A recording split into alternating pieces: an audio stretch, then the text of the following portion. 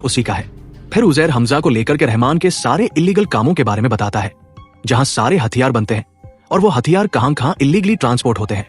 फिर रहमान का gang member Hamza को उसका घर बताने जाता है, जहां वो छत पर सारे इलाके भी बताता है कि ये इलाका पठान गैंग का है, ये इलाका बाबू डकैत का है, और उधर मत जाना, उधर ही एसपी असलम चौधरी ने हमारे रहमान डकैत को पकड़ा था। तब वह उसे बताता है कि एसपी असलम चौधरी कौन है।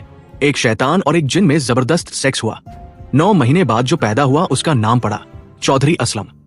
और फिर बहुत से दिन गुजर जाने के बाद रहमान डकैत को अंदर से अच्छा नहीं लग रहा होता है।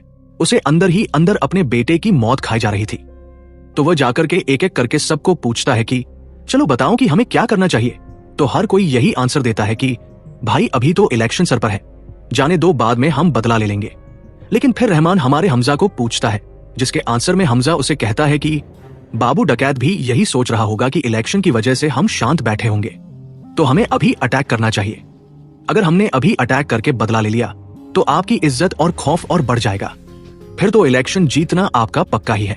और बस फिर क्या, रहमान डकैत अपना बदला लेने के लिए अप्रूवल दे देता है, जहां एक एक करके बाबू डकैत के लोगों को मारा जाता है। एक को मार मार के बांध दिया जाता है और फिर गैस बोतल्स पर आग लगा दी जाती है, और एक को चलती गाड़ी से बांध दिया जाता है और पूरे लहरी में घसीटते हुए घुमाया जाता है। एक को जलती हुई बड़ी सी कढ़ाई में फेंक दिया जाता है। और वही रास्ते में हमजा और उजैर को दिखता है एक रिक्शा में बाबू डकैत, तो वो उसका पीछा करने लग जाते हैं और इसके बारे में वह रहमान को भी बताते हैं।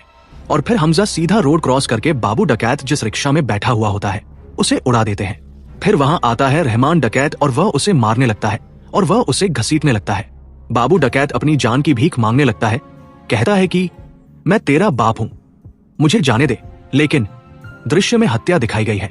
फिर टाइमलाइन में थोड़ा सा जंप आता है और हम पहुंचते हैं 2007 में, जहां लहरी टाउन में ही जमील साहब का पॉलिटिकल कैंपेन चल रहा होता है।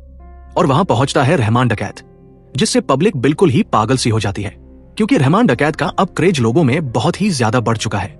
और ये देख करके जमील साहब थोड़े से इनसिक्योर हो जाते हैं, क्योंकि वह एक बलोच था और वह बलोचों का बहुत ही ज्यादा साथ देने लगा था। अब यहाँ एक मिनट पॉज लेकर के मैं आपको बता देता हूँ कि उस टाइम से ही पाकिस्तान में इंटरनल वॉर चालू हो गया था बलोचों का, क्योंकि बलोचों को भी अपना खुद का एक मुल्क यानी कि कंट्री चाहिए थी, name Balochistan. This is the same situation ठीक हमारे इंडिया जैसे जब खालिस्तानी मूवमेंट हुआ था। और वहीं एंट्री होती है हमजा के लव इंटरेस्ट की।